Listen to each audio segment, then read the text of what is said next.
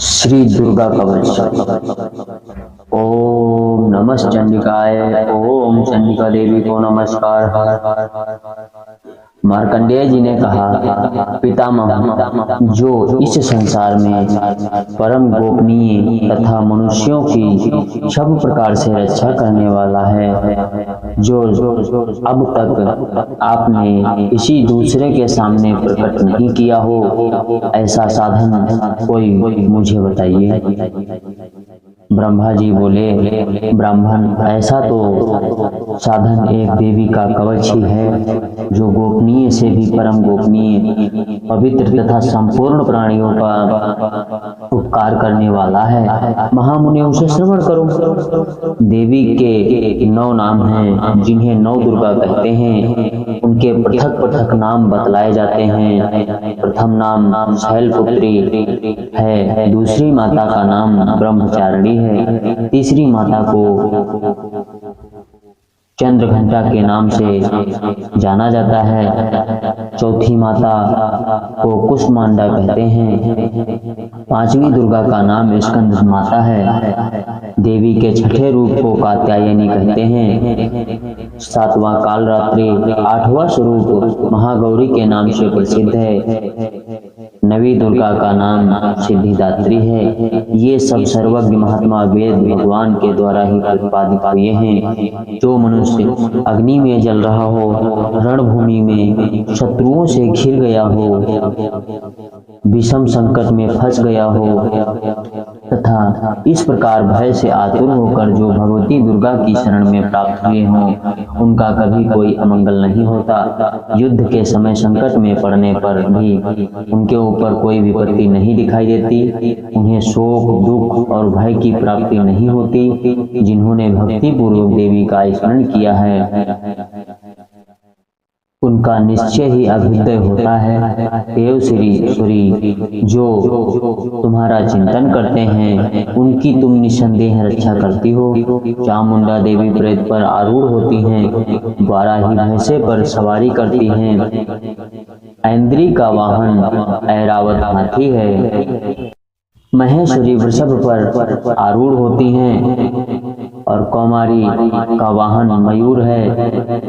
भगवान विष्णु की प्रियतमा लक्ष्मी देवी कमल के आसन पर विराजमान हैं और हाथों में कमल धारण किए हुए हैं। वृषभ पर आरूढ़ ईश्वरी देवी ने श्वेत रूप धारण कर रखा है। ब्राह्मी देवी हंस पर बैठी हुई हैं और सब प्रकार के आभूषणों से विभूषित। इस प्रकार ये सभी माताएं सब प्रकार के योग शक्तियों से संपन्न। इनके सिवा और भी बहुत सी देवियां हैं, जो अनेक प्रकार के आभूषणों से युक्त तथा नाना प्रकार के रत्नों से सुशोभित हैं। ये संपूर्ण देवियां क्रोध में भरी हुई और भक्तों की रक्षा के लिए रथ पर बैठी दिखाई देती हैं। ये शंख, चक्र, गदा, शक्ति, हल और मूसल, खटक, तोमर, परशु तथा पाश, कुंत और त्रिशूल, उत्तम शखंड, धनुष आदि अस्त्र शस्त्र अपने हाथों में धारण करती हैं। दैत्यों के शरीर का नाश करना, भक्तों को अभयदान देना और देवताओं का कल्याण करना, यही उनके शास्त्र धारण करने का उद्देश्य है।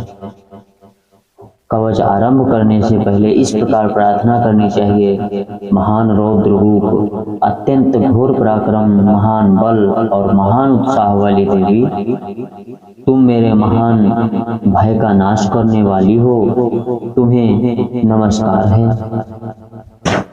तुम्हारी ओर देखना भी कठिन है। शत्रुओं का भय बढ़ाने वाली जगदम्बिके, मेरी रक्षा करो।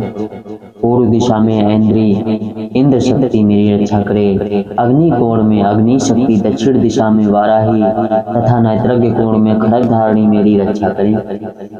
पश्चिम दिशा में वारुणी और वायव्य कोण में मृग पर सवारी करने वाली देवी मेरी रक्षा करें।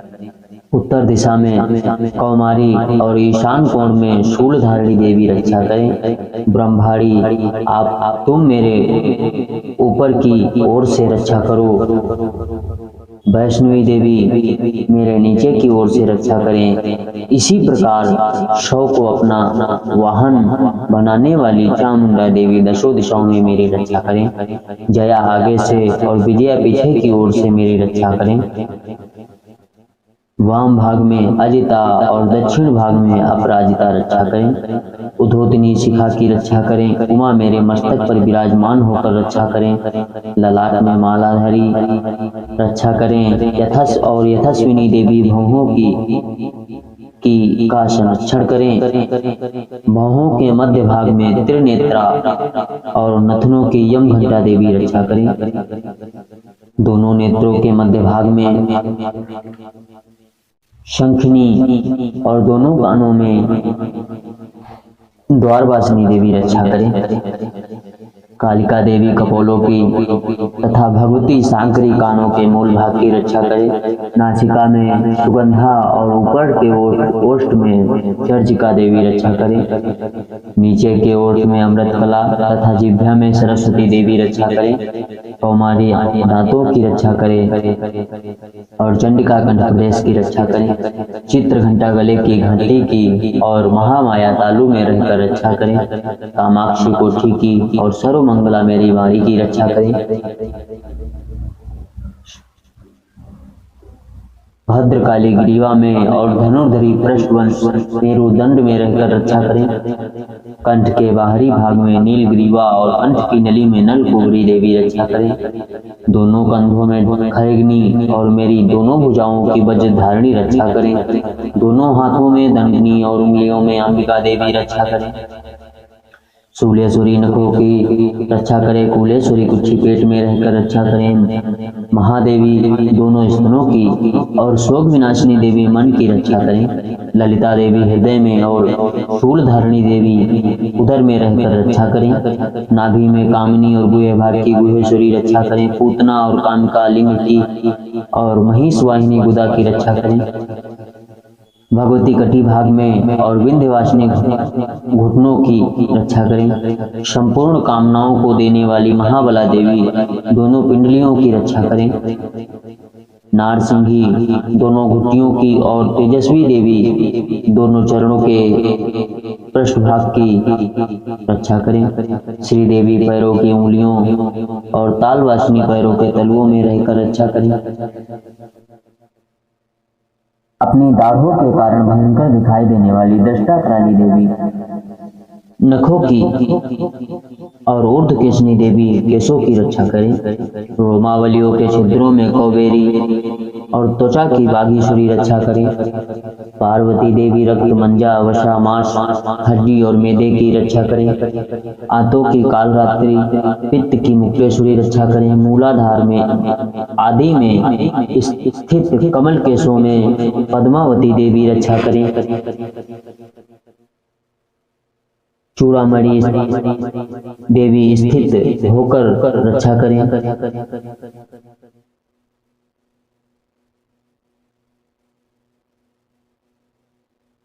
कफ में चूड़ामणि देवी स्थित होकर रक्षा करें। नखों के तेज की ज्वालामुखी रक्षा करें। जिसका किसी भी अस्त्र से भेदन नहीं हो सकता वह अभेद्या देवी शरीर की समस्त संधियों में रहकर रक्षा करें। ब्रह्माणी आप मेरे वीर की रक्षा करो। क्षत्रियसुरी छाया की रक्षा करें तथा धर्म धारणी देवी मेरे अहंकार मन और बुद्धि की रक्षा करें। हाथ में वज्र धारण करने वाली वज्रहस्ता देवी मेरे प्राण अपान व्यान उदान और समान वायु की रक्षा करें।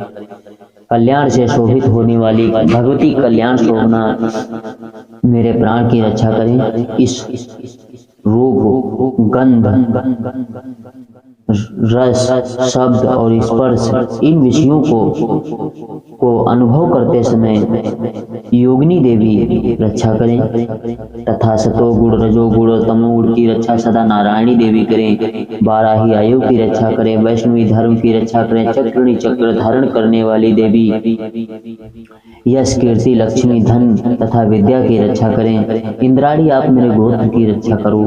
चंडिके तुम मेरे पशुओं की रक्षा करो। महालक्ष्मी पुत्रों की रक्षा करें और भैरवी देवी पत्नी की रक्षा करें। मेरे पथ की सूप था, मार्ग की क्षेम करी। राजा के दरबार में महालक्ष्मी रक्षा करें तथा सब और व्याप्त रहने वाली विजया देवी संपूर्ण भयों से मेरी रक्षा करें। देवी, जो स्थान कवच में नहीं कहा गया है अतएव रक्षा से रहित है, वह सब तुम्हारे द्वारा सुरक्षित हो, क्योंकि तुम विजयशालिनी और पाप नाशनी हो। यदि अपने शरीर का भला चाहे तो मनुष्य बिना कवच के एक पग भी कहीं न जाए। कवच का पाठ करके ही यात्रा करे। कवच के द्वारा मनुष्य सब प्रकार से सुरक्षित हो जाता है। जहाँ जहाँ भी जाता है वहाँ वहाँ उसे धन लाभ होता है तथा संपूर्ण कामनाओं की सिद्धि करने वाली विजय की प्राप्ति होती है। वह जिस जिस अभीष्ट वस्तु का चिंतन करता है उसको निश्चय ही प्राप्त कर लेता है। वह पुरुष इस पृथ्वी पर तुलना रहित महान ऐश्वर्य का भागी होता है। कवच से सुरक्षित मनुष्य निर्भय हो जाता है। युद्ध में उसकी पराजय नहीं होती तथा वह तीनों लोकों में पूजनीय होता है। देवी का यह कवच देवताओं के लिए भी दुर्लभ है। जो प्रतिदिन नियम पूर्वक तीनों संध्याओं के समय श्रद्धा के साथ इसका पाठ करता है उसे देवी कला प्राप्त होती है तथा वह तीनों लोकों में कहीं भी पराजित नहीं होता। इतना ही नहीं, वह अकाल मृत्यु से रहित 100 से भी अधिक वर्षों तक जीवित रहता है। मकड़ी, चेचक और कोढ़ आदि इसकी संपूर्ण व्याधियां नष्ट हो जाती हैं। कनेर, भांग, अफीम, धतूरे आदि स्थावर विष, सांप और बिच्छू आदि के काटने से चढ़ा हुआ जंगम विष और अहिफेन और तेल के संयोग आदि से बनने वाला कृत्रिम विष, ये सभी प्रकार के विष दूर हो जाते हैं, उनका कोई असर नहीं होता। इस पृथ्वी पर मारण, मोहन आदि जितने अभिचारिक प्रयोग होते हैं तथा इस प्रकार के जितने मंत्र यंत्र होते हैं वे सब इस प्रकार कवच को हृदय में धारण कर लेने पर उस मनुष्य को देखते ही नष्ट हो जाते हैं। यह ही नहीं, इस पृथ्वी पर विचरने वाले ग्राम देवता, आकाशचारी देव विशेष, जल के संबंध से प्रकट होने वाले गण, उपदेश मात्र से सिद्धि होने वाले निम्न कोटि के देवता, अपने जन्म के साथ प्रकट होने वाले देवता, कुल देवता, माला, कंठमाला, डाकिनी, शाकिनी, अंतरिक्ष में विचरने वाली अत्यंत बलवती भयानक डाकनियां, ग्रह, भूत, पिशाच, यक्ष, गंधर्व, राक्षस, ब्रह्म राक्षस, बैताल, कुष्मांड और भैरव आदि अनिष्टकारक देवता भी हृदय में कवच का धारण किए रहने पर उस मनुष्य को देखते ही भाग जाते हैं। कवचधारी पुरुष को राजा के दरबार में सम्मान वृद्धि प्राप्त होती है। यह कवच मनुष्य के तेज की वृद्धि करने वाला और उत्तम है। कवच का पाठ करने वाला पुरुष अपनी कीर्ति से विभूषित भूतल पर अपने सुयश के साथ साथ वृद्धि को प्राप्त होता है और